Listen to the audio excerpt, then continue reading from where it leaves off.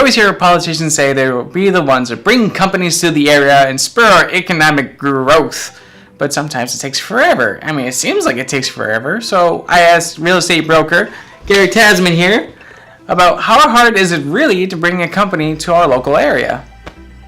It starts with site selection, and it's the real estate acquisition component of that is actually one of the smallest considerations. One of the most biggest considerations that a company must have before they can come to Southwest Florida is a market demand, whether or not a workforce is available to work for them, economic incentives that the government gives, and legal use of the property. I mean, here's a website that shows some legal incentives, and this is what Gary has to say about it. That would be where the state or local municipality gives that business incentives to relocate here in exchange for typically hiring a certain number of people that make a certain wage or higher.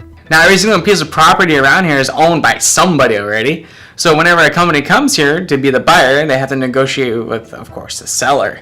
And that's where Gary comes in. A deal's made. So a buyer and a seller have to make a deal. And that deal has what's called an inspection period or a due diligence period in it.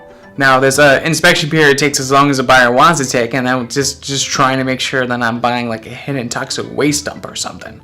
Now, all this sounds simple, so why does it take so long for things to happen? Here's what Gary said.